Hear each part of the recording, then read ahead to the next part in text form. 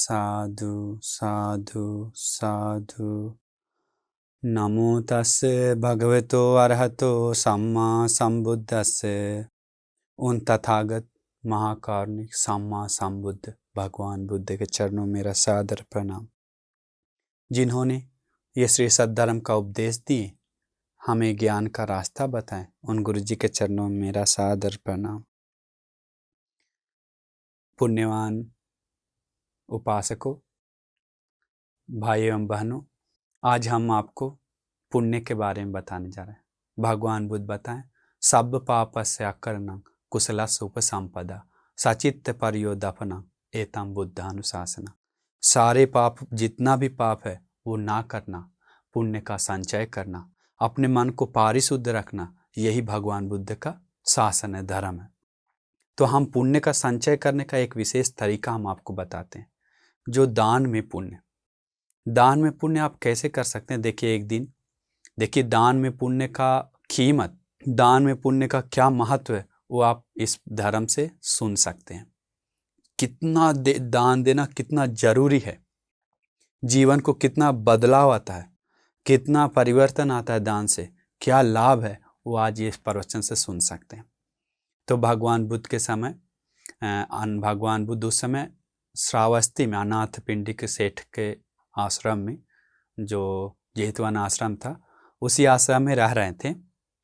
तो उस समय सुमना नाम की राजकुमारी, मतलब अनाथ पिंडिका अपना पुत्री सुमना राजकुमारी 500 रथ के साथ भगवान बुद्ध से मिलने के लिए गई, और मिलने जाकर भगवान को वंदना कर, नमन कर भगवान बुद्ध से पूछा, हे भगवान, हमें कुछ प्रश्न है।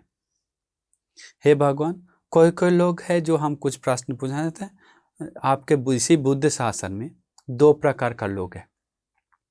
एक है जो समशील, समश्रद्धा, समप्रज्ञा, मतलब एक जो है मतलब श्रद्धा है, दूसरा भी श्रद्धावान है, और शील में भी दोनों बराबर है। 2 व्यक्ति है जो श्रद्धा में बराबर है, शील में बराबर है और प्रज्ञा में बराबर है। लेकिन एक व्यक्ति है जो दान देता है, दूसरा व्यक्ति दान नहीं देता है। ये दोनों में अंतर क्या है? मतलब दोनों गुणधर्म बढ़ाता है, ध्यान साधना करता है, शील पालन करता है। मतलब श्रद्धा दोनों को भगवान बुद्ध के प्रति, धर्म के प्रति, संघ के प्रति बराबर है।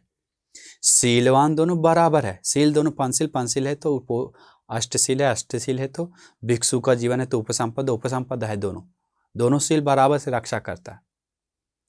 और प्रज्ञा भी दोनों का सामान्य है, लेकिन एक व्यक्ति है जो दान देता है, एक व्यक्ति दान नहीं देता है।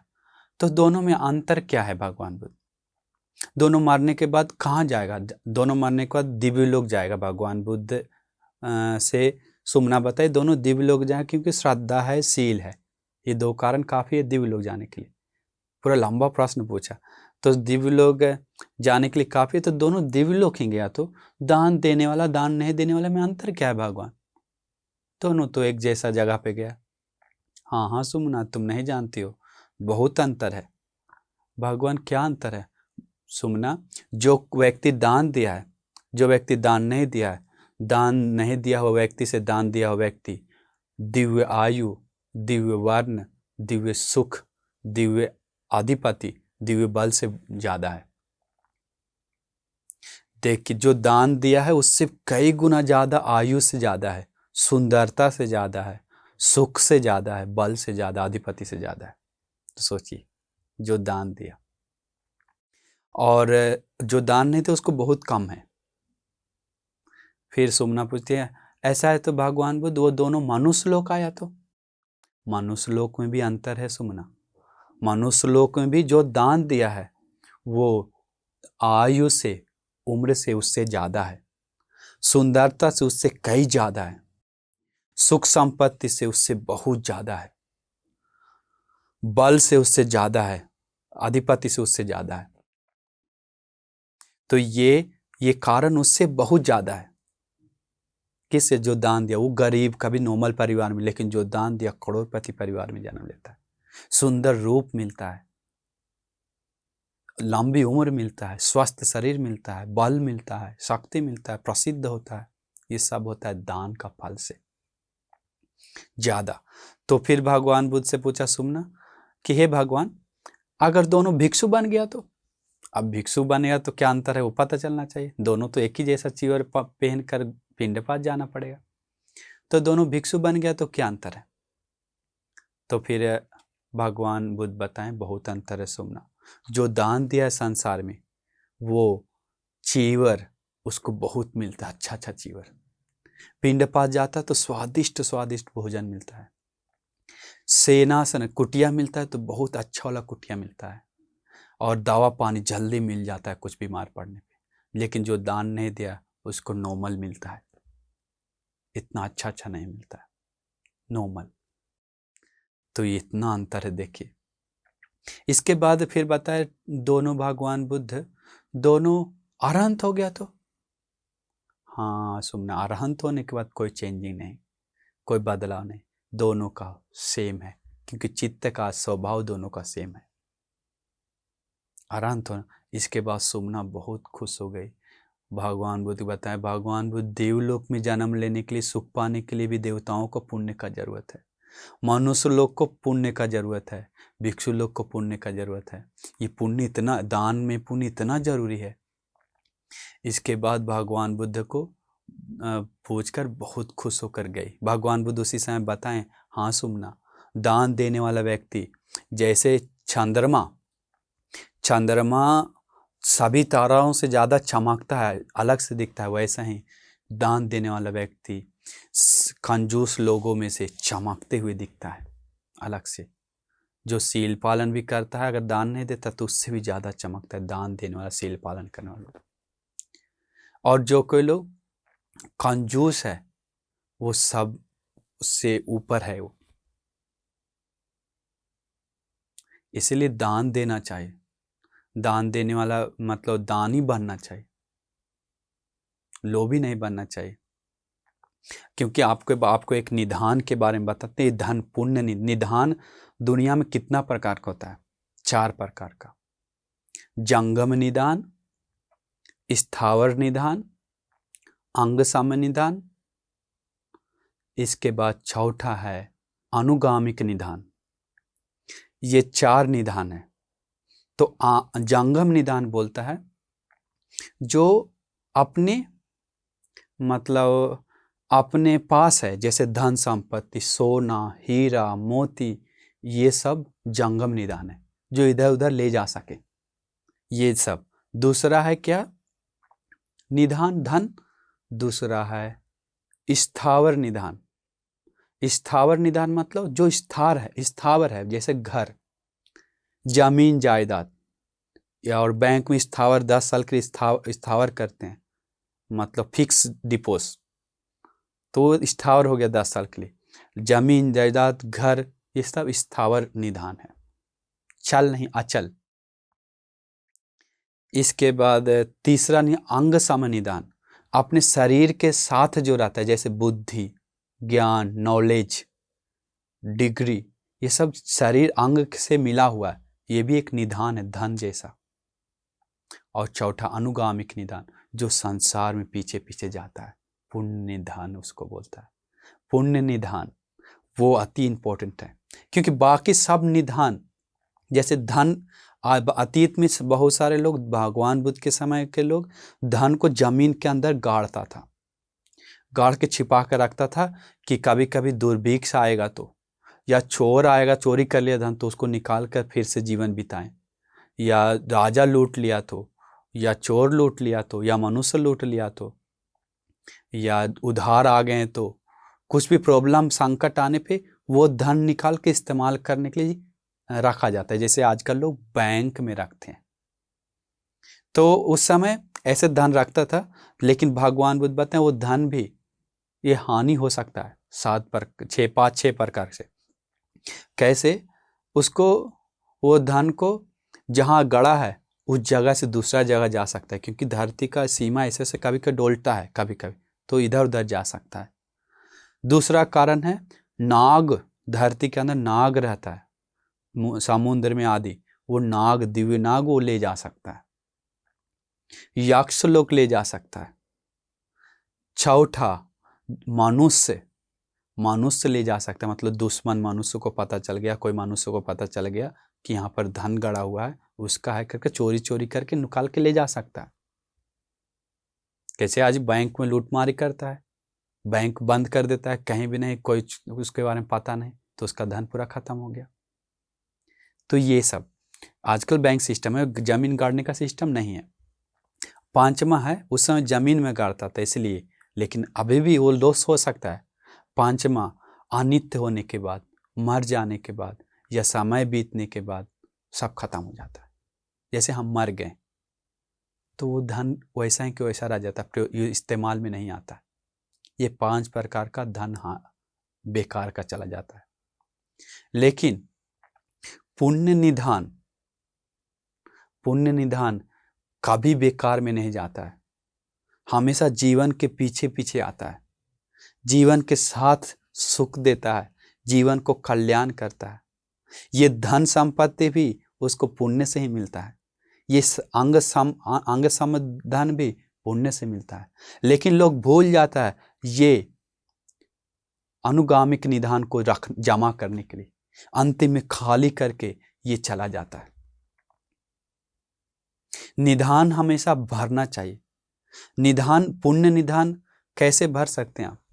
पुण्य निधान भर सकते हैं दान देकर, शील सुरक्षा करके, ध्यान साधना करके, माँ पिताजी को सेवा करके, आगंतुक को सेवा करके, भिक्षु संघ को सेवा करके, आश्रम साफ करके, इसका गोदरेज को सेवा करके, स्तूप को सेवा करके, इसके बाद गरीबों को सेवा करके, कई तरह से आप पुण्य कर सकते हैं। गुण धर्म बढ़ाकर, मैत्री करके, ये सारा का सारा पुण्य निधान में जमा होता है।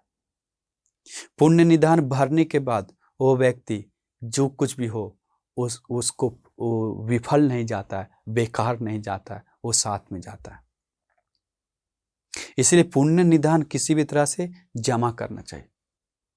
पुण्य निधान भगवान बुद्ध बताएं, देखिए एक अतीत में एक बोधिसत्व जन्म लिया, तो उसके पापा मर जाने के बाद बोधिसत्व राजा बन गया। राजा बनने के बाद उसका महामंत्री लोग राजा को बुलाया, देखिए राजा, अभी आप राजा हैं, आपके पापा नहीं है, इसलिए आपको पूरा धन को दिखाना है हमें, आइए स्टोर में दिखाते हैं करके। ये आपका पिताजी का धन जमा किया हुआ, ये पिताजी का धन, दादा का, ये उनके पिताजी का धन, ये उनके पिताजी का धन कर परंपरा का धन दिखाया। ऐसे ऐसे जमा करते आए, करके दिखाया, ये सब आपका है अभी। तो देखिए वो बेटा बहुत बुद्धिमान था, बोधिसत्व था, वो सोचा अरे पापा ये सब धन लेकर नहीं गया, दादा लोग सब छोड़ कर गया, लेकिन हम ये धन सब लेकर जाएंगे। तो बताए कैसे ले जाएंगे आप? हम सब ले जाएंगे अनुगामिक के तरह से, अपने पीछे पीछे रहने जैसा, मतलब दान देकर, पुण्य संचय करके वो धन को ले जाएंगे हम करके। सब धन दान दिया, गरीबों में बांट दिया, पुण्य किया, संत लोग को दिया। बाद में देखिए तो बाद में वो चीवर भी पहन लिया। तो इतना विस्मित है, पुण्य निधान जमा करना इतना आसान नहीं है। उसके लिए भगवान बुद्ध के प्रति श्रद्धा चाहिए, धर्म के प्रति श्रद्धा चाहिए, संघ के प्रति श्रद्धा चाहिए, नहीं तो पुण्य निधान जमा नहीं कर सकते। पुण्य निधान जमा करने के लिए बहुत बड़ा कंजूसी मन से दूर करना चाहिए, तभी पुण्य निधान आप जमा कर सकते हैं, नहीं तो पुण्य निधान जमा करना इतना आसान नहीं है। पुण्य निधान दान में पुण्य करने के लिए भगवान बुद्ध बताएं, खेतोपमंग अरहंतो, अरहंत लोग, मुनि लोग खेत जैसा है।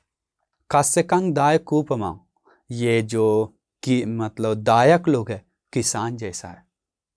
बीज उपमान देय धम्मंग, ये बीज है, देने वाले वस्तु जैसा है।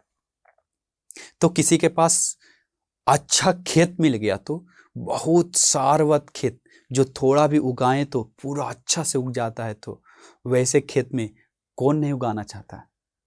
सब उगाना चाहता है। तो अनुत्तर पुण्य खेत है ये महासंघ अरहंत लोग, जो कि लोग ये खेत में से जो खेत, महासंघ खेत जैसा है और किसान जैसा कौन है? उपासक उपासिका लोग, दायक लोग। और बीज है देने वाला धर्म, देने वाला वस्तु। तो बीज इंपॉर्टेंट नहीं है, बीज से महाफल नहीं होता है। बीज से महाफल होता तो अतीत में भिखारी लोग संत लोग को थोड़ा दान देकर दिव्य लोग गया, तो कैसे? बीज तो सही अच्छा खाना नहीं दिया। बीज बीज मतलब वहां पर बता रहे हैं, मतलब देने वाला वस्तु इतना इंपॉर्टेंट नहीं है। देने वाला वस्तु इंपॉर्टेंट नहीं है, देने वाला वस्तु इंपॉर्टेंट है, लेने वाला व्यक्ति इंपॉर्टेंट है। इसीलिए जो भी बीज है वो अपना खेत में लगाते हैं। कुछ भी बीज, मतलब बीज अच्छा बीज खेत में लगाएंगे तो इंतजार करना जरूरत नहीं, अच्छा जमीन है तो अच्छा से फल देगा, खुशी खुशी रह सकते हैं। वैसा ही है ये संघ लोग।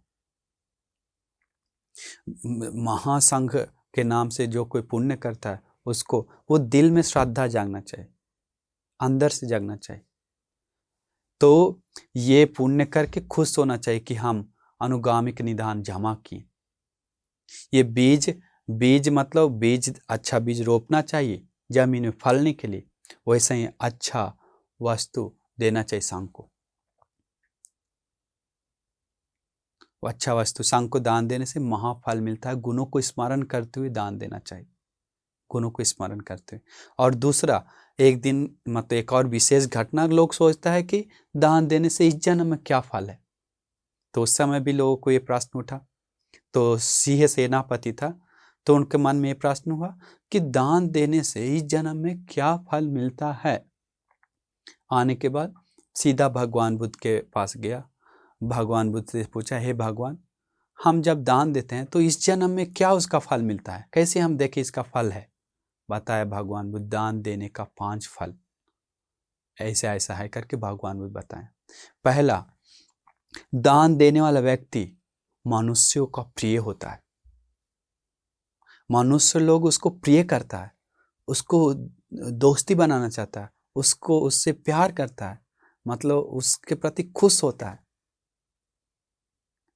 दूसरा है, जो कोई लोग दान देता है, दानी, वो व्यक्ति के साथ संगत करता है सत्पुरुष लोग, सत्पुरुष उससे मिलने आते हैं, दानी है, अच्छा व्यक्ति है करके, और उसी कारण से धर्म सुनने को मिलता है। और कंजूस के पास सत्पुरुष नहीं जाता है, इसलिए दानी बनिए ताकि सत्पुरुष आपसे मिले। और तीसरा है, वो उसको जो दान देता है उसी के कारण कीर्ति नाम फैल जाता है, इस जन्म में फल मिलता है, उसको अच्छा नाम फैल जाता है, ये दान देता है, ये बहुत अच्छा व्यक्ति है, ये बहुत पुण्य करता है करके नाम फैल जाता है। चौथा, वो विशारद निर्भीत हर व्यक्ति से साथ बात करता है बिना डर के, हिम्मत के साथ। तो देखिए, तो ये हिम्मत के साथ बात करने का भी कारण क्या है? दान देने वाले लोग हिम्मत से, कंजूस, लोभी, दुर्गुण वाले व्यक्ति, पापी लोग दूसरे के सामने जाने से डरता है, हिम्मत नहीं रहता जाने में। चोर जाता है तो डरता है कि मेरे बारे में जान ना जाए, हत्यारा जाता है तो, व्यभिचार करने वाला, झूठे नशेबाजी, वो डरता अंदर अंदर। लेकिन ये सब नहीं करने वाला, दान देने वाला व्यक्ति जाता है तो विशारद हो जाता है। और 5वां है, मरने के बाद दिव्य लोक जाता है। तो देखिए, ऐसे बोलने के बाद बताए भगवान बुद्ध, जो 4 कारण आप बताएं, मनुष्य लोग का प्रिय होता है, सब लोग उससे प्रेम करता है। दूसरा, वो जो दान देता है उसे सत्पुरुष संगत मिलता है, ज़्यादा धर्म मिलता है। तीसरा, जो दान देता है कीर्ति नाम फैल जाता है उसका, कल्याण कीर्ति नाम, अच्छा नाम। और चौथा है, वो बिना डर के निर्भीत और विशारद लोगों के सामने बात करता है।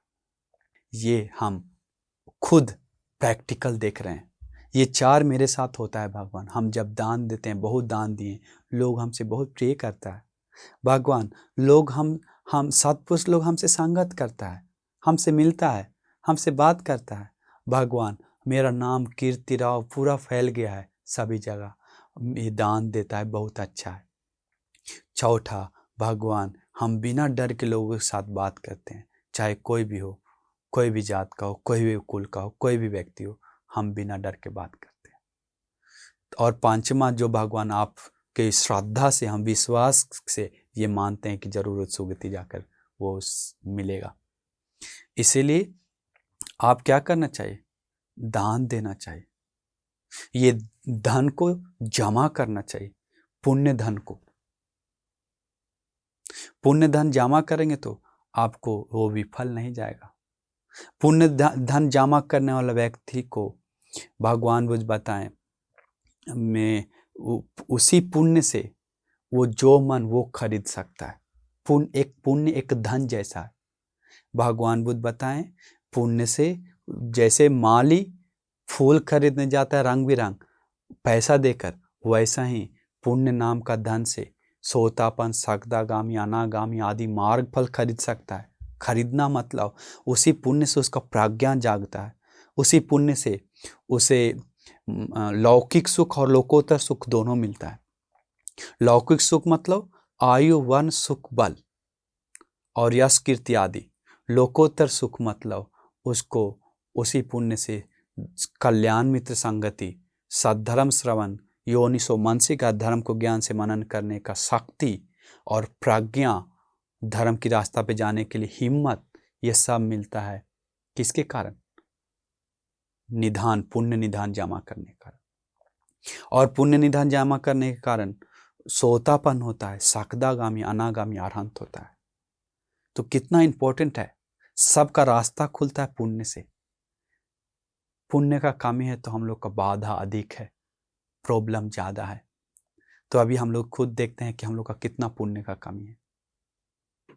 पुण्य का कम भगवान बुद्ध आदि लोग 10 पारमी पुण्य पारमी पूरा करके, दान आदि शील पूरा करके बुद्ध बनने के लिए कोई आदमी हिला नहीं पाया, कोई मार अमनुष्य अदृश्य शक्ति भी उस वज्रासन से हिला नहीं पाया, क्योंकि बुद्ध बनने का पुण्य पारमी मतलब दान आदि, शील आदि, निष्कर्म, वीर्य आदि जो पारमी 10 पारमी वो पूरा करके बैठे थे। तो ऐसे हम लोग का जो पुण्य है वो पुण्य बढ़ जाने से हम लोग भी निर्वाण अवस्था पा सकते हैं। तो हम लोग किसी भी तरह से मेहनत करके, उत्साह करके, कोशिश करके पुण्य जमा करना चाहिए। जैसे में घड़ा में एक एक बूंद से घड़ा भरता है। जैसे में एक एक बूंद पानी गिरने से घड़ा भरता है, वैसा ही हम लोग एक थोड़ा थोड़ा पुण्य करके घड़ा मतलब पुण्य का निधान, पुण्य निधान बढ़ाना चाहिए। घड़ा उल्टा रखेंगे तो एक भी पुण्य पानी नहीं जाएगा।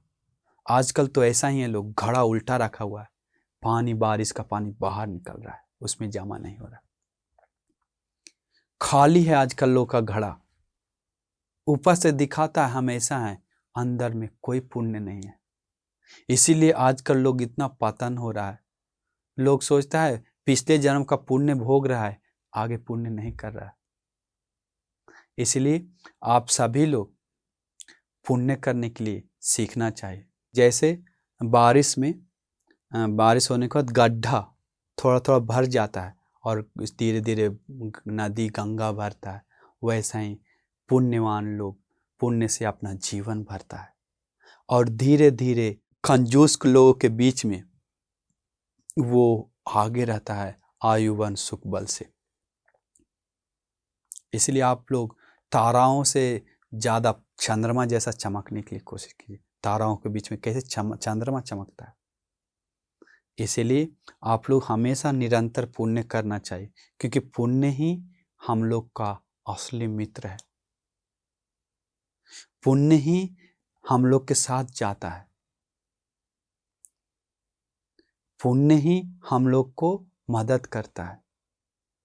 ऐसा मन में विश्वास होना चाहिए, क्योंकि नहीं तो पुण्य नहीं होता तो हर व्यक्ति एक जैसा होना चाहिए, समान होना चाहिए। तो देखिए सारे का रूप एक जैसा है? नहीं। सारे का ज्ञान एक जैसा है? नहीं। सारे का सुंदरता एक जैसा है? नहीं। सारे का सुख एक जैसा है? नहीं। सारे का बल एक जैसा है? नहीं। सारे का कीर्ति एक जैसा है? नहीं। सब काला रहता है। इसका तो सारे लोग संसार में जो कुछ भी शरीर मन वाणी से क्रिया किया, कर्म किया, उसके अनुसार सब जन्म लिया। कभी कभी लोग मिथ्या दृष्टि है लेकिन दान दिया है तो उन लोग जानवर योनि में जाकर, लोग नहीं जानता है, जैसे मिथ्या दृष्टि है वो दान देता है तो वो कहाँ जाएगा, लोग पूछता है। धर्म आचरण नहीं करता है, कुछ भी नहीं करता है, लेकिन दान देता है, सिर्फ सील पालन नहीं करता है लेकिन दान देता है, तो वैसे लोग दुर्गति ही जाता है जैसे जानवर योनि में। लेकिन वो जानवर योनि में जाने का दान देने के कारण अच्छा घोड़ा, अच्छा हाथी, जैसे राजा का हाथी, और कुत्ता जो घर में पोसता है, जो राजा जैसा सुख संपत्ति से जीता है बड़े घर में, वो दान बहुत देने के कारण, मिथ्या दृष्टि होने के कारण, दान देने के कारण वैसा जन्म लेता है। वो सुख नहीं है, उसको सुख मिलता है, पर हम लोग सम्मा दृष्टि के साथ, ज्ञान के साथ दान देना चाहिए। इसलिए सुमना बताई भगवान बुद्ध, मतलब मनुष्यों को भी दान देना चाहिए, देवताओं को भी दान का जरूरत, दान का पुण्य का जरूरत है, सभी को दान का पुण्य का जरूरत है, भिक्षु को भी दान का पुण्य का जरूरत है। इसलिए हम सभी लोग दान का पुण्य करने कितना जरूरी है भगवान बुद्ध करके, भगवान बुद्ध को बोलकर वंदना करके सुमना बहुत दान दी, बाद में बहुत पुण्य की। उस समय युग ही दान पुण्य का था, शील गुण धर्म का था। आजकल तो दान पुण्य करने वाले बहुत अल्प हैं, बहुत अल्प हैं। इसीलिए आप सभी लोग हमेशा सोचना चाहिए कि हम दान में पुण्य करके, जीवन पुण्य से, खुशी से भरकर, हम ये पुण्य निधान को जमा करेंगे, जो मेरे साथ जाता है, मेरे साथ पीछे पीछे आता है, जन्म जन्म जाता है, और जीवन को सुखमय बनाता है, कल्याण बनाता है, और जीवन को हर तरह से पूरा करता है, वो है पुण्य निधान। तो हम आपको वो पुण्य निधान जमा करने के लिए आशीर्वाद करते हैं कि आपको कल्याण मित्र साथ संगत करके, श्री सद धर्म को सुनकर, और धर्म को ज्ञान से मनन करके, और उसके धर्म के अनुसार जीवन बिताने के लिए, और दान आदि पुण्य करने के लिए आपको भाग्य मिल जाए। साधु साधु साधु। नमो बुद्धाय।